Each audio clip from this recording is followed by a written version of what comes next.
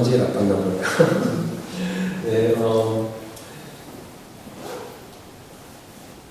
환영, 수요일 예배에 오신 여러분 환영하고요. 네, 좀 제가 아직 몸 관리를 잘못해가지고 목이 약간 그래서 찬양하는 제 목소리가 평소랑은 좀 작거나 좀 기침을 할 텐데 양해해 주시면 감사하겠습니다. 함께 기도하심으로 수요 찬양 성경품 시작하겠습니다. 사랑의 하나님, 주님의 은혜 없이 어찌 우리가 이 자리에 앉아 있을 수 있겠습니까?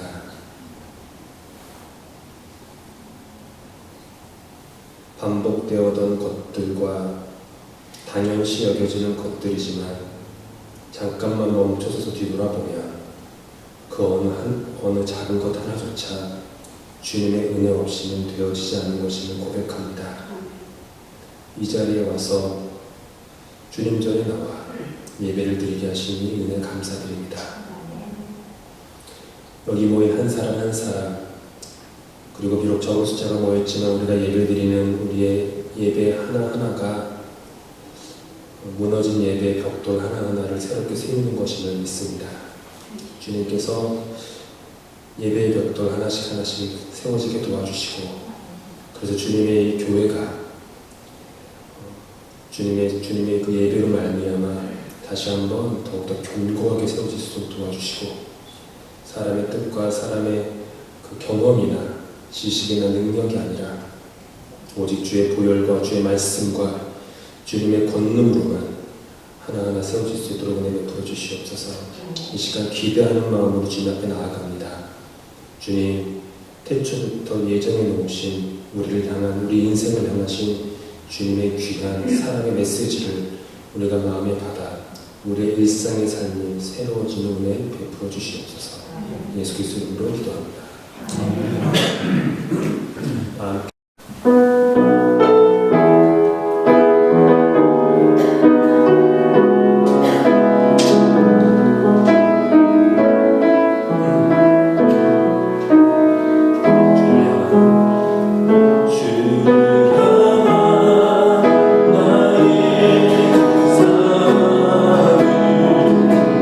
주께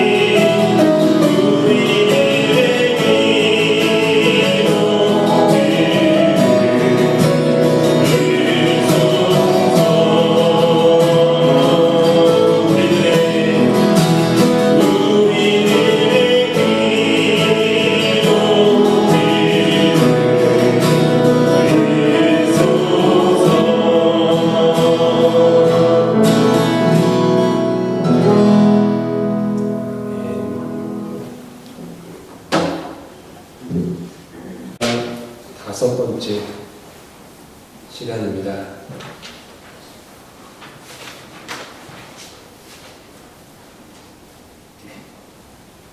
다섯 번째 시간인데요.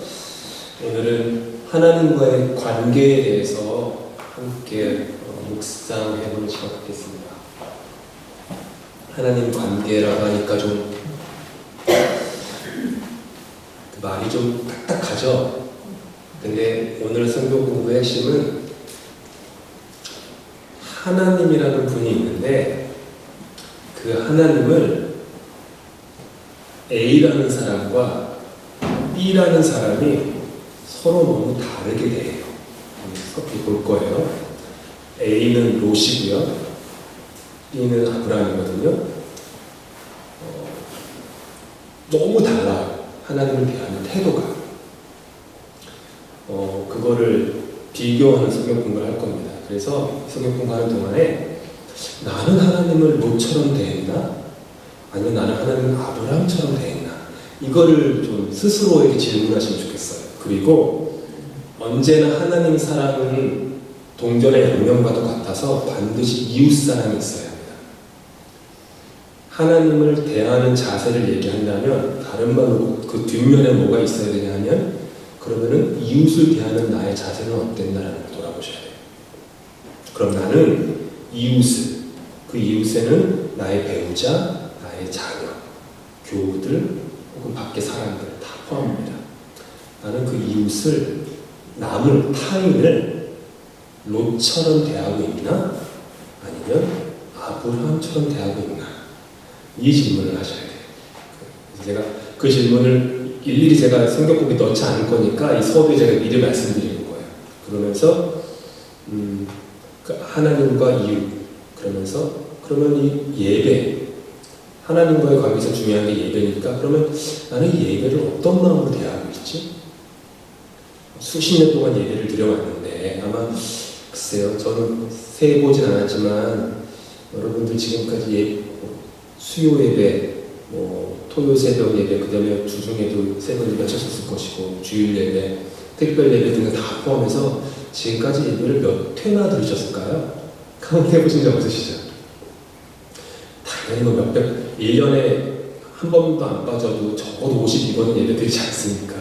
수요일날, 또 토요일날 이렇게 오면은 150번 예배예요. 적어도요, 미니멈.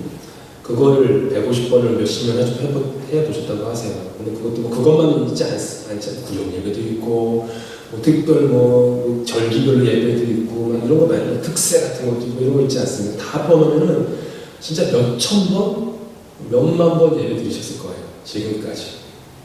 그런데 그렇게 예배를 많이 드렸지만, 예배를 드리는 나의 진정한 그 태도, 중심 보시는 옆에 나의 자세, 이건 뭐였지? 라는 것들을 한번 이렇게 스스로 점검해 보시는 그런 시간이 되시면 좋겠습니다. 본론에 들어가기 앞서 언제나 좋은 선생님은 복습의 시간을 꼭 가집니다. 복습의 시간을 좀 가질게요. 신앙생활은요, 여정입니다. 모르긴 몰라도 이 말을 귀에 못이 박히도록 들으실 거예요. 제가 의도하진 않아도 저는 이 믿음, 신앙은 여정이라고 하는 게 제 마음 깊숙이 담아져 있기 때문에 제 신학을 풀어나가는 것 중에 중요한 몇 가지가 있는데 그 중에 하나가 이거기 때문에 그냥 매번 얘기할 거예요. 신앙은 여정이다. 거기 많은 것들이 함축되어 있는데 거기까지 갈수록 갖고 오늘은 신앙생활은 여정이에요. 근데 그 여정은 하나님의 부르심으로 시작됩니다. 그래서 성경에서는 아브라함이 1세부터 74세까지 어떻게 살았는지 전혀 관심도 없어요. 75세부터 얘기를 해요. 왜 75세죠? 하나님이 그때 부르셨으니까. 다른 신앙의 이름도 마찬가지예요. 바울도 마찬가지예요. 그 전에 어떤 인생을 살았는지 성경은 기록조차 안 합니다. 거듭난 그때부터. 그러니까 마치 성경은 고집스럽게 이렇게 얘기하는 거예요. 이전의 인생은 가짜 인생이야. 지금까지 너는 헛 인생을 살았어. 근데 내가 너를 불렀으니까 이때부터, 지금부터 너의 인생은 진짜 인생이야. 이 얘기를 지금 성경은 늘 고집스럽게 해요. 그래서 부르심으로 여정을 시작하는 거예요. 진짜 삶의 여정. 아브라함은 하나님의 부르심으로 신앙의 여정을 시작했습니다. 하나님이 아브라함을 부르심의 요지는 아브라함, 너와 네 아내가 비록 늙었지만 너에게 내가 아들을 줄 것이다. 그리고 그 아들로 말미암아 내가 민족을 이룰 것이다. 믿음의 민족을 이룰 것이다. 이게 하나님 그 부르심의 요지였어요. 그래서 아브라함은 그 약속을 받고 길을 떠났어요. 처음에는 자기의 조카 롯이 그 하나님 약속의 성취일 거라고 생각했습니다. 당연하죠. 자기 나이는 75세, 아내는 65세. 수없이 많은 시도를 했지만은 자녀가 안 생겼어요. 근데 하나님이 약속을 주신다고 하니까 하나님을 믿거든요. 아브라함은 어린아이처럼 믿었어요. 아브라함 참 순수한 믿음을 가진 사람인데, 그런데 자기에게서는 애가 낳을 것 같지 않으니까 롯이 하나님 롯을 보고 얘기하시는구나 라고 생각했던 거예요. 롯은 옛것의 상징이라고 지난주에 말씀드렸습니다. 그래서 아브라함은 옛것, 즉 옛것이 뭐죠? 익숙한 것, 관습이죠, 전통이죠, 늘 해왔던 것들, 우리 늘 이래, 이런 방식 같은 거, 그거 가장 그나마 가능성 높은 결론, 그것을 움켜쥐었던 거예요, 아브라함. 그런데 아브라함의 바람과는 다르게 롯은 욕망의 사람이었거든요. 욕망의 눈이 가려져가지고요. 삼촌 아브라함을 그 아브라함의 그 마음을 다 알면서도 그냥 가차없이 버리고 탐욕의 도시 소돔으로 떠나버립니다. 그러니까 롯이 제외된 거예요. 그래서 아브라함이 다른 쪽으로 눈을 돌려보니까 오랫동안 자기 옆에서 충성을 다했던 다메섹 출신 엘리에셀이라는 종이 눈에 들어오는 거예요. 아, 그렇구나. 엘리에셀이구나. 롯과는 다르게 얘는 진짜 순종적이고 말도 잘 듣고 너무 성실하고 진실하고 거짓이 없는 나의 종이다. 그래서 엘리에셀이라고 생각했어요. 엘리에셀은 뭘 상징한다고 했습니까? 엘리에셀은 아브라함 스스로의 능력을 상징해요. 자기 종이잖아요. 자기의 종이기 때문에 내 능력으로 내가 원하는 대로 할 수 있는 거예요. 그래서 그 길로 간 거예요. 처음에는 익숙한 롯을 추구하다가 그게 엎어졌고, 그 다음에는 내 능력으로 할 수 있는 거 뭐가 있지? 해가지고 엘리에셀을 갔던 거예요. 근데 그것도 엎어져요. 왜냐하면 시간이 지난 후에 하나님께서 아니다. 아브라함 너의 몸에서 날 자식이어야 한다. 그래가지고 아브라함이 둘 다 아는 거예요. 옛 것도 버린 거고 자기 능력도 버리게 된 거예요. 그리고 난 다음에 보니까 자기 몸에서 난 자식, 옆에 있던 아내 사라가 그 얘기를 듣고서는 나이가 좀 들었거든요. 그러니까 남편한테 자기 애굽에서 거둬들인 자기 여종 그 하갈을 남편에게 줘야겠다.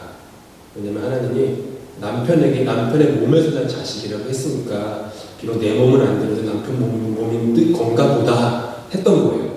그래가지고 사라가 여종 하갈을 아브라함에게 줘요. 그래가지고 이스마엘을 낳죠. 이스마엘은 지난 시간에 뭐라고 말씀드렸냐면은 그 하이브리드 자동차와 같다 그랬어요. 그러니까 가솔린과 전기의 혼합인 것처럼 하나님의 약속과 세상의 방식이 아주 좀 절묘하게 혼합된 그런 이스마엘. 한쪽은 여기, 한쪽은 하나님의 방식에 걸쳐 있고, 한쪽은 세상의 방식에 걸쳐 있는, 이러면서 약간 줄다리기 하는 것 같은, 외줄타기 하는 것 같은 그런 것 같은 게 이스마엘이다라고 말씀드렸죠. 근데 포인트는 이와 같은 아브라함과 사라의 그 좌충우돌은 그들이 믿음이 없어서가 아니었습니다. 그들이 믿음이 있어서였어요. 믿음이 있었는데 그 믿음을 하나님의 방식이 아닌, 그리고 하나님의 시간이 아닌 나 자신의 스스로의 방식과 스스로의 시간표에 따라서 이루려고 했기 때문에 벌어진 삐걱거림이었어요. 그러니까 내 힘과 내 시간 안에서 하나님의 뜻을 성취해 드려야지 라고 했던 거죠. 무슨 말씀인지 알겠죠? 성취해 드려야지라는 게 되게 신앙을 되게 막 열정 있는 것처럼 들리지만 이게 한꺼풀만 뒤집어서 보면 그냥 내가 내 뜻대로 하나님 뜻을 마음대로 하겠다라는 것도 들어있어요. 되게 좀 조심스럽거든요. 그런 표현들이 하나님 뜻을 내가 뭐라고 나 같은 미물이 뭐라고 하나님 뜻을 내가 성취해 드려야지 이렇게 갔던 거죠. 그런데 하나님 뜻은 거기도 없었어요. 하나님은 처음부터 아브라함과 사라에게 조금도 불순물이 없는 100% 온전하고 전적인 하나님의 은혜의 약속을 그들에게 주기 원하셨어요. 그들의 믿음도 그렇게 원하셨어요.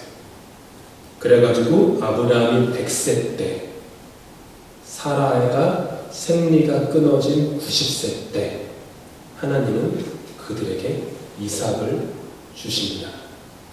전적인 하나님의 은혜였고, 그리고 그에게는 아브라함의 믿음을 이어받은 모든 후손들의 구원은 이 이삭처럼, 이삭이 상징하는 건 뭐라고요? 전적인 은혜라는 거예요. 이삭처럼 전적인 은혜로만 그 구원을 성취된다는 거죠. 그거를 하나님이 아브라함과 사라의 삶을 통해서 보여주신 거예요. 오늘 저녁에는요, 아까 서두에 말씀드린 것처럼 하나님을 대하는 우리의 자세에 대해서 함께 살펴보겠습니다. 먼저 창세기 19장 1절부터 3절입니다. 창세기 19장 1절부터 3절 스크린에 나와 있습니다.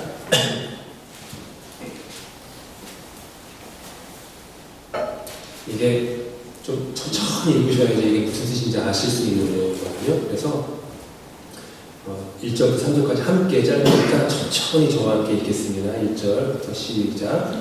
저녁 때에 그 두 천사가 소돔에 이르니 마침 롯이 소돔 성문에 앉아 있다가 그들을 보고 일어나 영접하고 땅에 엎드려 절하며 이르되 내 주여 돌이켜 종의 집으로 들어와 발을 씻고 주무시고 일찍이 일어나 갈 길을 가소서. 그들이 이르되 아니라 우리가 거리에서 밤을 새우리라. 롯이 간청하며 그제서야 돌이켜 그 집으로 들어오는지라. 롯이 그들을 위하여 식탁을 베풀고 무교병을 부으니 그들이 먹으라. 롯은 지금 어디에 있죠? 1절을 보니까 소돔에 있습니다. 소돔은 환락의 도시예요. 근데 원래 아브라함과 롯은 베델이라는 곳에 살고 있었어요. 베델. 하나님의 집이라는 뜻의 베델. 그런데 아브라함과 롯이 서로 재산이 이제 많아졌어요. 부자가 됐을 거예요. 그러다 보니까 각자의 양떼와 각자의 소떼가 머물기에는 그들이 머물고 있는 그 터가 점점점 비좁게 되었어요. 게다가 아브라함의 목자들과 롯의 목자들 사이에 다툼이 빈번하게 일어나게 되었죠. 아브라함이 보고는 이래서는 안 되겠다 싶었던 거예요. 그래서 아브라함이 조카 롯에게 이렇게 제안해요. 9절을 보니까 네가 보는 앞에 땅이 얼마든지 있으니 따로 떨어져 살자. 세 번역으로 갖고 왔습니다. 네가 왼쪽으로 가면 나는 오른쪽으로 가고 네가 오른쪽으로 가면 나는 왼쪽으로 가겠다. 그러니까 아브라함이 아주 제너러스리 어퍼한 거예요. 너 보는 땅이 얼마든지 있다. 그러니까 떨어져야겠다. 같이 있어서는 안 되겠다. 근데 선택은 너가 해라. 조카 조카야, 내가 비록 삼촌이지만 내가 어른이지만 내가 선택하지 않을게. 네가 먼저 선택해. 네가 오른쪽을 선택하면 나는 왼쪽을 갈 거고, 네가 왼쪽 선택하면 나는 오른쪽으로 갈 거야. 얼마나 그 삼촌이, 게다가 그 고아 아닙니까? 옷은 거둔 거잖아요. 그 막내 동생 하란의 그 자식이 그 옷을 걷어가지고 먼 땅을 데려와서 얼마나 애지중지 키웠고, 아마 롯이 지금까지 모은 재산도 시작은 아마 아브라함 덕분에 재산을 시작했을 거예요. 근데 아브라함은 끝까지 조카에게 그냥 이렇게 온유해요. 자기 것을 취하려고 하지 않아요. 그냥 손해볼 각오를 해요. 언제나 아브라함. 그리고서는 얘기를 해요. 그러면은 그냥 제정신 박힌 사람이라면, 삼촌, 어떻게 삼촌이 저한테 그렇게 말씀하세요? 삼촌이 먼저 택하셔야죠. 삼촌이 먼저 정하시면 제가 딴 데로 가겠습니다. 이래야죠. 근데 롯은 얼씨구나 하고서 그냥 냉큼 받아먹습니다. 10절에 보니까 롯이 멀리 바라보니 요단 온 들판이 소알에 이르기까지 물이 넉넉한 것이 마치 주님의 동산과도 같고 이집트 땅과도 같았다. 아직 주님께서 소돔과 고모라를 멸망시키시기 전이었다. 롯에게는 관계가 중요하지 않았어요. 롯은 관계가 중요한 사람이 아니에요. 재물이 중요한 사람이에요. 자기 이익, 자기 유익, 자기 주머니에 들어오는 것, 그것만 중요했던 사람이에요. 그러니까 베델에서 하나님의 집이잖아요. 그러니까 하나님의 집을 떠났다는 건 뭐냐면 하나님과의 관계도 중요하지 않았다는 거예요. 눈에 보기 좋은, 소돔이 어땠다고요? 물이 넉넉했고 마치 주님의 동산과도 같았지, 에덴 동산과도 같았다, 이집트 땅과도 같았다. 근데 문제는 에덴 동산이 아니라는 거예요. 같았던 거죠. 마치 보암직도 하고 있죠. 먹음직도 하고. 사실은 그게 아닌데 거기에 롯은 눈이 쉽게 가는 사람이었어요. 삼촌과의 관계도 중요하지 않았어요. 그래서 삼촌이 마음을, 자기가 어떤 결정을 함으로 말미암아 삼촌이 어떻게 마음이 상할지 조금도 아랑곳하지 않고 그냥 자기 유익을 택한 거죠. 그래서 물질의 풍요함과 번창함이 있어 보이는 소돔과 고모라를 향해서 그는 가게 되죠. 그곳에서 그는 저녁 시간에 소돔 성문에 앉아 있었습니다. 저녁 시간이에요. 이따가 아브라함을 드리지만 아브라함은 다른 시간에 있어요. 저녁 시간에. 활락의 도시에는 소위 밤문화라는 것이 있습니다. 한국 사회가 가진 밤문화가 어떤 것인지 잘 아시죠?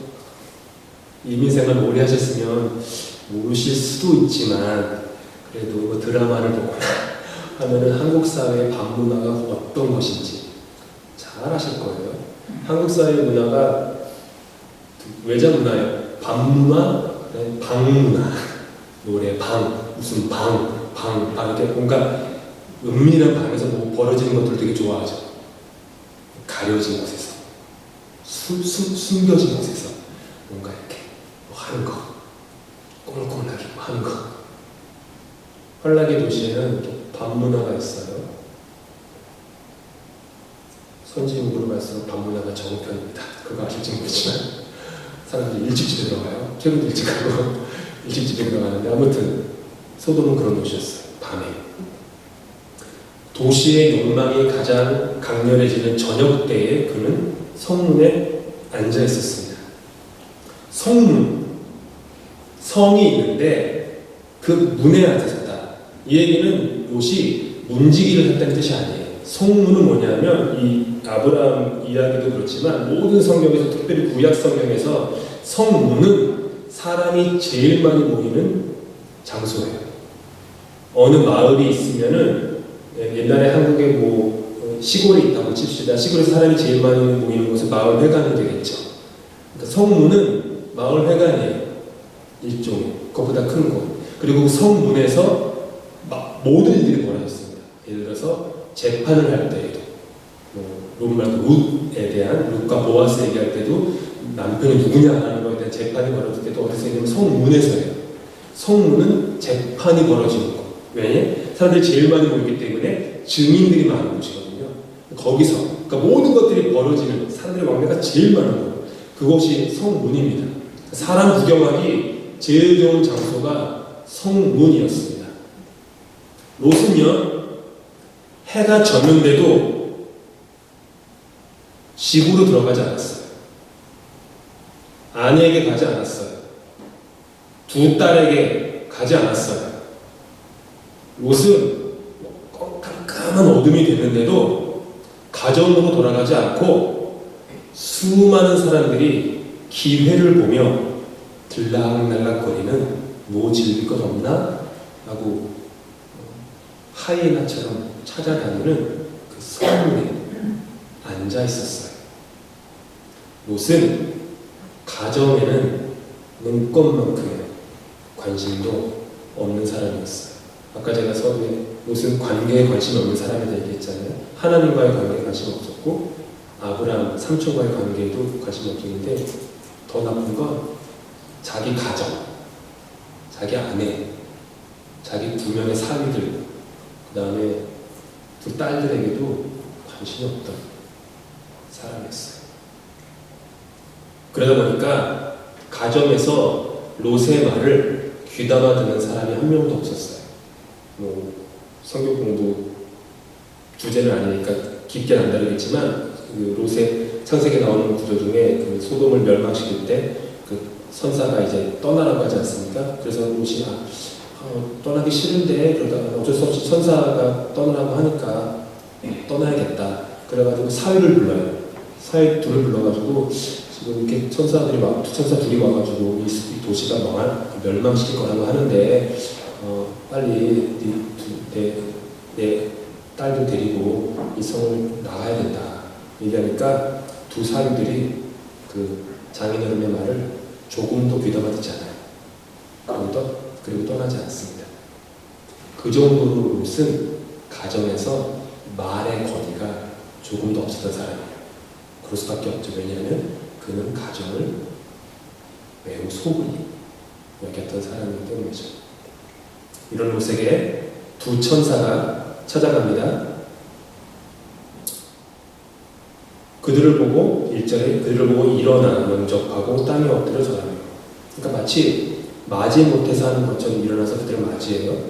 그리고 그들에게 이렇게 달려가가지고 맞이한 것도 아니고 그냥 일어나서 그들이 자신에게 다가오게끔 하는 거예요. 행간을 읽으셔야 되는데 일어나 영접했다는 것은 일어났고 그들이 자기에게 다가오게끔 한 거예요. 인사할 때 안녕하세요 간 게 아니라 가만히 서 이렇게 막 이렇게 그런 거 있잖아요. 이렇게 높으신 분들이 그렇게 하는 것처럼 그러던 것 같아요. 그리고 그들에게 말합니다. 2절에 발을 씻고 주무시고 일찍이 일어나 갈 길을 가소서. 발 씻기는 것은 당시 문화에서 가장 중요한 현대의 모습이죠. 근데 롯은 자기가 씻을 물을 가져오겠다고 말하진 않아요. 그냥 발을 알아서는 씻으시고 얘기해요. 더 나쁜 건 발을 씻고 잠을 주무신 후에 다음날 일찍 떠나십시오. 이거예요. 느낌이 오셔야 되는데 이 두 천사가 집에 머무는 게 귀찮은 거예요. 그러니까 하루 정도는 머무르게 해야 될 것 같고 대신 새벽에 일찍 나가시라고. 일찍 가시라고. 귀찮고 성가신 거죠. 야박하게 그지없는 환대를 받은 두 천사가 당연히 마음에 저격이 상처를 받습니다. 그래서 롯에게 말해요. 아니라 우리가 거리에서 밤을 새우리라. 됐다, 집어치워라 얘기죠. 너희 집에 들어가 잠을 잘 바에 그냥 노숙을 하겠다 이 얘기예요. 천사가 차가 갔는데 너무나도 형편없는 환대에 그냥 두 천사께서 빈정이 상할 대로 상한 거예요. 거기서 자겠다, 됐다, 필요 없다. 근데 롯이 억지로 간청하니까 억지로 한 거죠. 힘쓴 거예요. 억지로 그들을 집으로 밀어넣는 바람에 들어가요. 그러고 난 다음에 롯은 마지못하는 마음으로 그들에게 음식을 대접합니다. 롯이 그들을 위하여 식탁을 베풀고 무교병을 부으니 그들이 먹으니라. 롯이 그들을 위하여 식탁을 베풀고 무교병을 부으니 그들이 먹으니라. 롯이 준비한 게 뭐죠? 보니까 뭐예요? 말씀해 보세요. 뭐죠? 무교병. 무교병이 뭐예요? 네? 누룩이 없는 빵. 가장 대표적인 게 언제 이걸 먹었죠? 이스라엘이? 6월절. 6월절 언제죠? 이스라엘이 애굽에서 출애굽할 때. 출애굽할 때 왜 무교병을 먹었냐면은 너무 시간이 없으니까. 그러니까 누룩을 넣어가지고 빵을 불릴 틈이 없는 거예요. 그래서 그냥 어떻게든 빨리 먹고 도망쳐야 되는 거죠. 그래서 6월절에 무교병을 먹었던 거예요. 맛이 없는 빵이죠. 롯은 귀찮은 거예요. 어떻게든 빨리 식사를 해치우고 싶었던 거예요. 대접하고 싶었던 거예요. 그냥 빨리. 그래가지고 노력 없는 빵 그냥 어떻게 빨리빨리 해가지고 그 맛도 없는 그거 그냥 이렇게 놓던 거죠. 삼촌 아브라함 곁에서 귀동냥으로 보고 들은 것이 있어서 하나님의 천사들을 소중히 대해야 한다고 알기는 알았는데 그의 마음은 그렇지가 않았던 거예요. 그래서 가장 빨리 만들 수 있는 무교병을 대충 마지못해 대접해요. 식탁에 고기가 없습니다. 롯이 가난해서가 아닙니다. 아까 말씀드렸다시피 롯과 삼촌 아브라함이 헤어지게 된 이유는 뭐죠? 둘 다 재산이 많아서요. 그때의 재산은 양, 소 이거죠. 롯은 양과 소가 무척 많았던 부자였어요. 근데 롯은 두 천사에게 무교병 하나만 대접해요. 고기 한 점 가져오지 않아요. 빨리 드시고 다음날 아침 새벽 일찍 떠나십시오. 이거죠. 이것이 롯이 하나님을 대하는 자세였어요. 그럼 아브라함은 어땠을까요?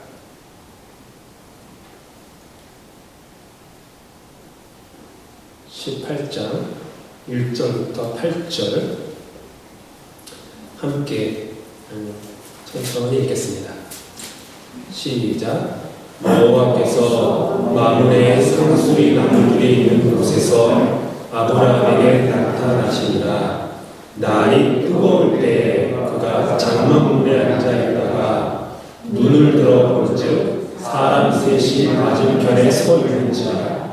그가 그들을 보자 곧 장막문에서 달려나가 영접하며 몸을 땅에 굽혀 이르되 내 주여 내가 주께 은혜를 입었사오면 원하건대 종을 떠나 지나가지 마시옵고 물을 조금 가져오게 하사 당신들의 발을 씻으시고 나무 아래에서 쉬소서.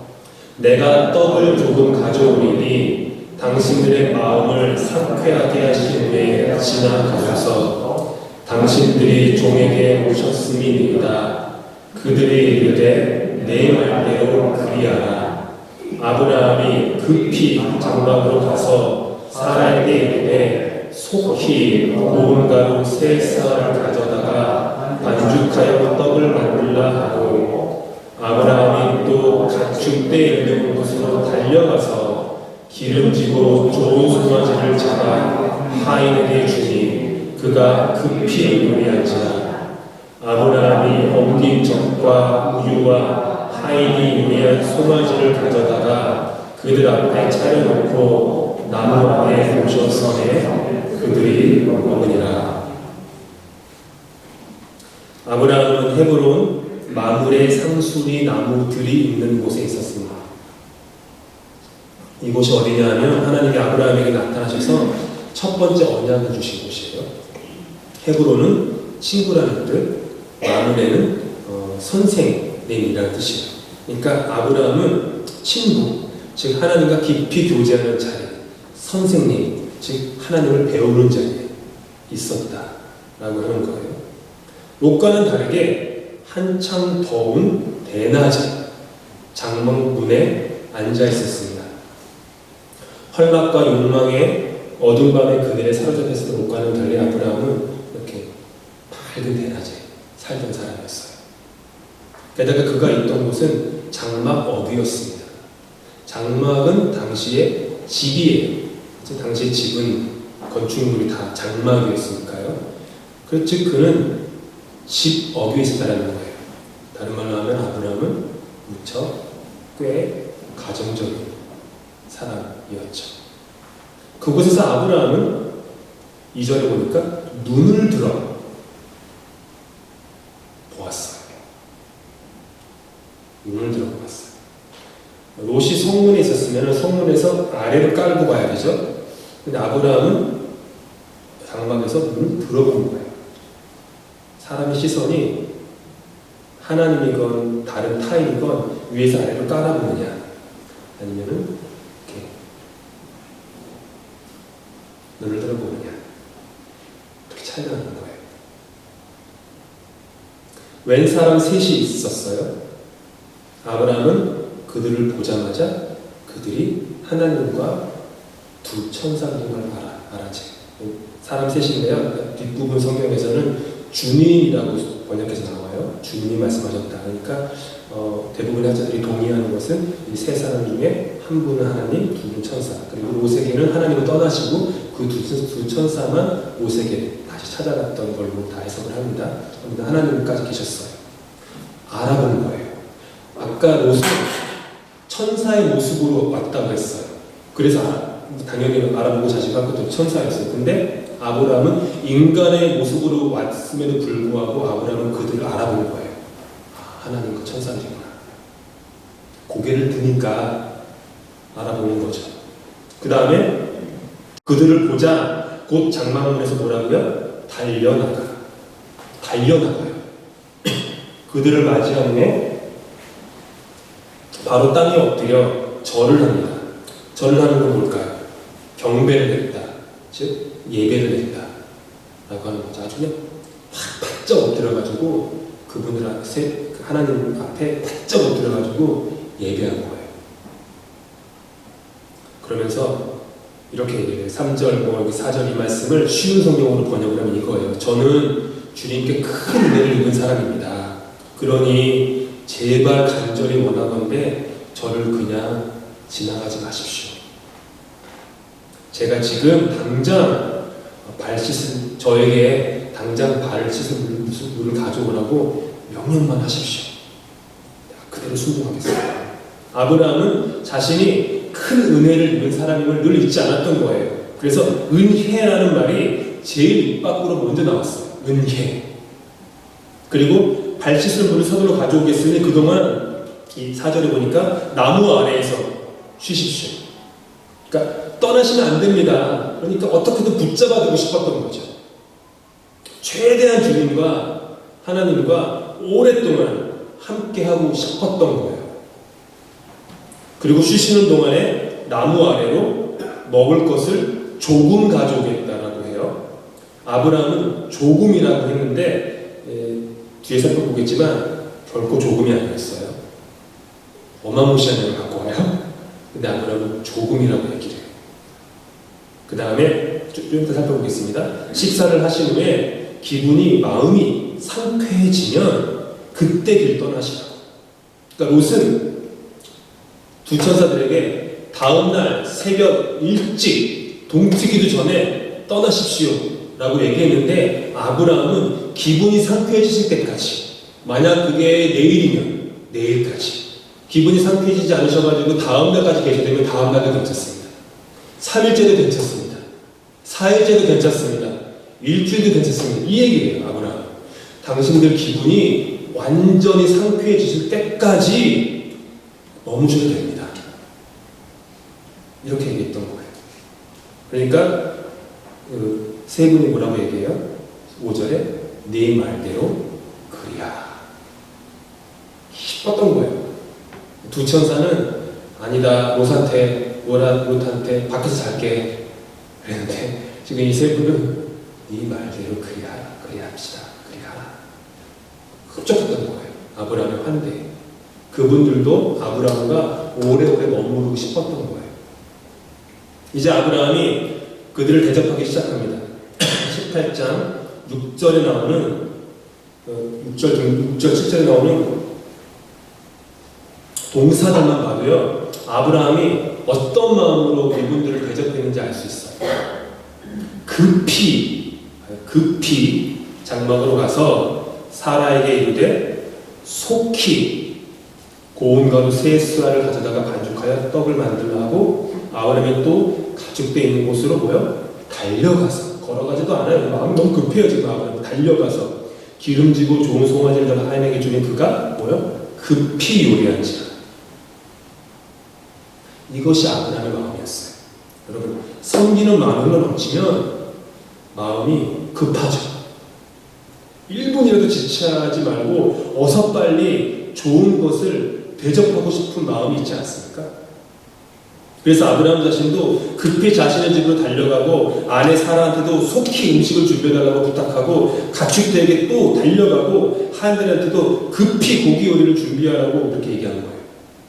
너무 기쁨이 충만한 거예요. 아브라함, 하나님을 대접하고 싶은 마음이 막 흘러넘치니까 조금이라도 빨리 예배당에 가고 싶어가지고 발걸음을 재촉하는 거죠. 또 교회 가야 되네.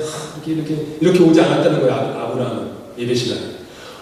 빨리 가야 되는데 급하게 지체하고 싶지 않은 거예요. 속히 달려가고 싶은 거예요. 그러면서 아내 빨리 좀 준비해야지, 좀 더 빨리 가고 싶어, 이런 거예요. 지금 사례한테 옆에 종이라고 하면 애들한테 얘들아 빨리 옷 좀 입어라, 빨리 좀 얼굴도 좀 씻고 좀 더 1분이라도 빨리 교회 가자, 5분이라도 빨리 교회 가자, 빨리 예배 드려야지, 이런 마음. 이게 아브라함의 예배를 드리는 마음이었다는 거죠.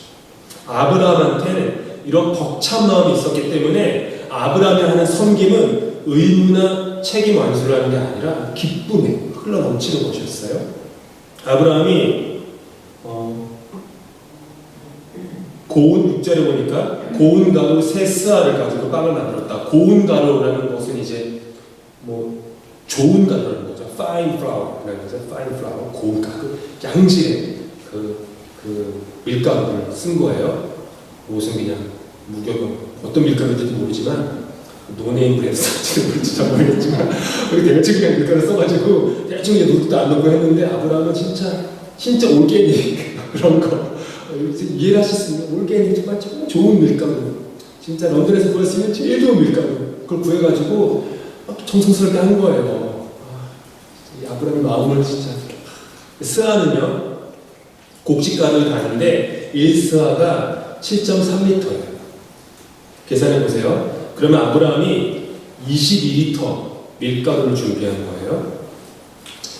자, 여자분들 22리터가 되는 밀가루로 음식을 얼마나 만드실 수 있어요? 저는 모르니까 그냥 구글로 검색을 했어요. 그러니까 팬케이크 하나 만드는데 0.3리터가 필요하다고 하더라고요. 그러니까 아브라함은 지금 팬케이크를 치면 70개 팬케이크를 만든 거예요. 세 사람한테 먹이려고 70개 팬케이크. 근데 만약에 쌀이잖아요. 쌀이면은 장미쌀 2.5개입니다. 2.5배. 2,000쌀 장미쌀이 있잖아요. 그 파우쌀이 2.5배. 그리고 코스코에서 햇반으로 사시면 햇반 75개. 계산해봤어요. 75개예요. 몇 그램에 써있는데 계산해보니까 75개 나오더라고요.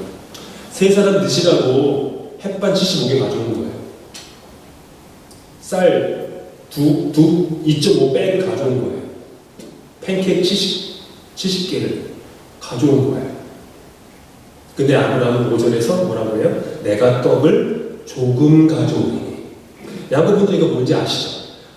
조금밖에 차린 게 없어요. 이러시면서 되게 많이 그런 거 있잖아요. 그런 마음이었다는 거죠, 아브라함이 부자여서 곡식의 양이 조금이었다라고 말한 게 아니라 아브라함이 1절에 보니까 받은 은혜에 비하면 정말 조금밖에 되지 않는다. 이 마음이었어요. 거기에 더해서 아브라함은 기름지고 7절에 보니까 기름지고 좋은 송아지를 잡아서 대접합니다. 그냥 소도 아니죠. 지금도 송아지 고기는 되게 비싸지 않습니까? 당시에는 더 그렇죠.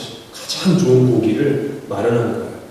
엉긴 젖과 우유를 가지고 왔는데 목축을 하는 아브라함이 가져올 수 있는 가장 좋은 것들을 조금 아끼지 않고 다 가져온 것이죠.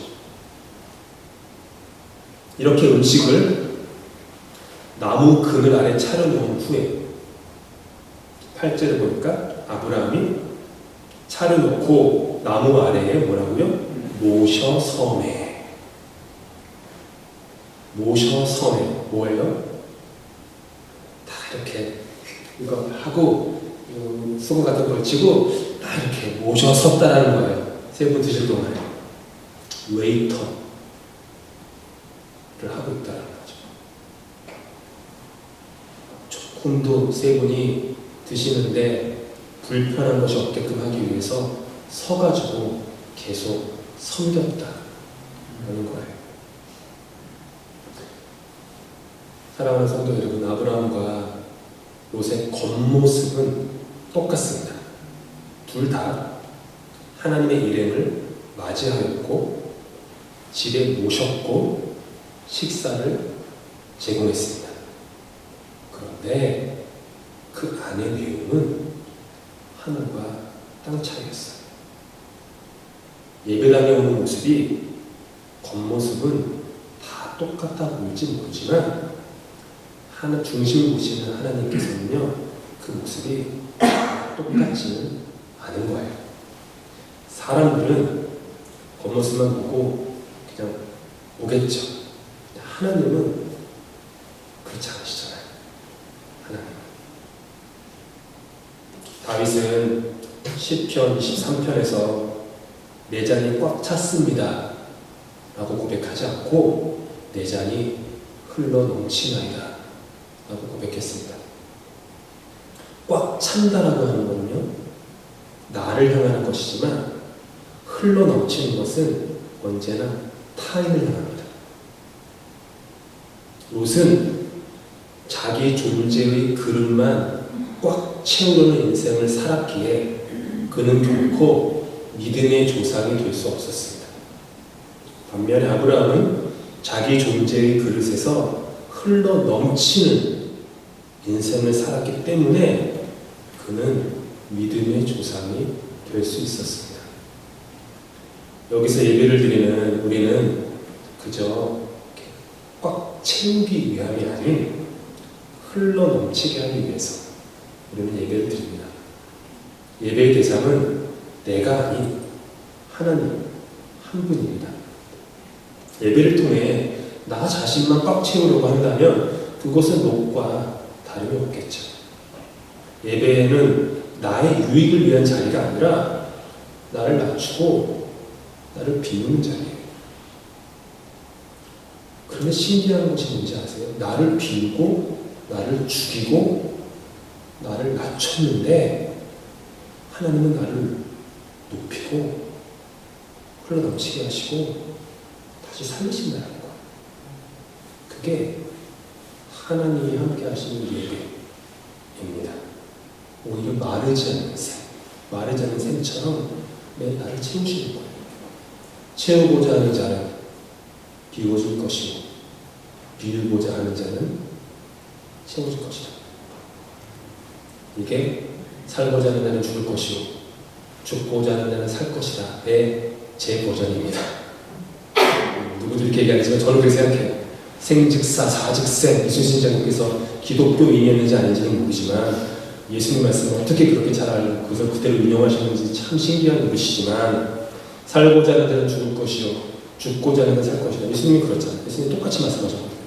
누구든지 제 목숨을 구원고자 하는 자는 잃을 것이요 제 목숨을 버리는 자는 살 것이다. 근데 이걸 다른 말로 얘기하면 채우고자 하는 사람은 비워줄 것이지만 자기를 비우고자 하는 사람은 채워줄 것이다 하는 말과 같습니다.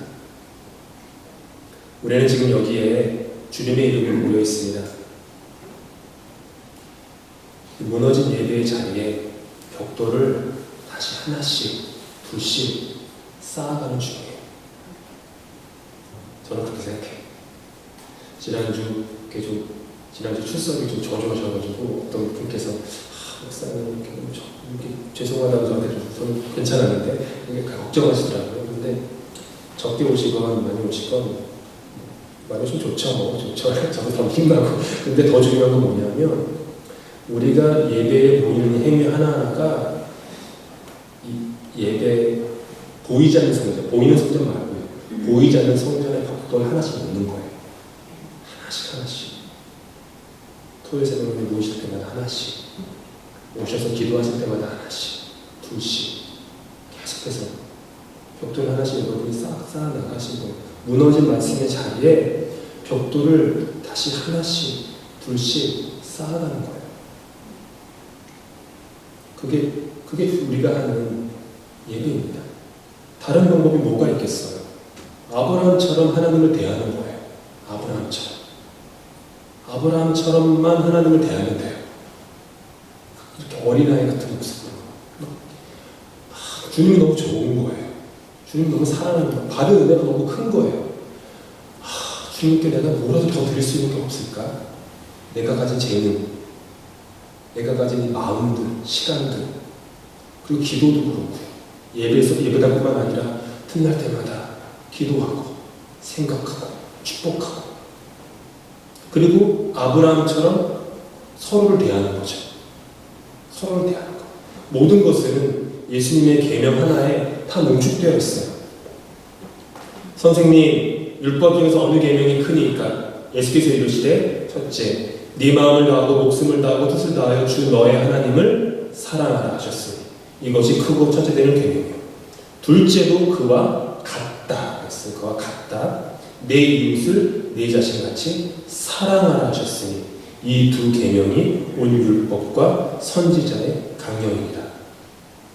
10계명의 모든 계명은 사랑하라 여기에 다 있는 것이고 어떻게 보면 바리새인들이 만든 수백 개가 되는 그 율법 강령들 레위기에 나오는 수많은 율법들 이 모든 것들을 하나를 요약하면 하나님과 이웃을 사랑하는 것. 아브라함은 어떻게 했어요? 하나님과 이웃을 사랑했어요. 그렇게 접대했어요. 대접했어요. 그렇게 할 때 교회의 예배는 회복된다고 믿습니다. 아무쪼록 저와 여러분 모두가 아브라함 옷을 절대로 본받지 마시고 아브라함을 본받아 하나님을 그렇게 대하고 서로를 그렇게 대하고 그렇게 함으로 말미암아 우리 삶에 더 풍성하게 흘러넘치는 하나님의 은혜가 가득하실 수 있기를 예수님의 이름으로 간절히 축복합니다.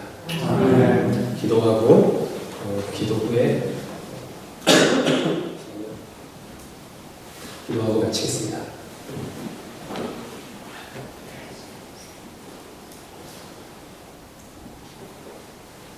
하나님, 아브라함처럼 하나님을 사랑하기 원합니다.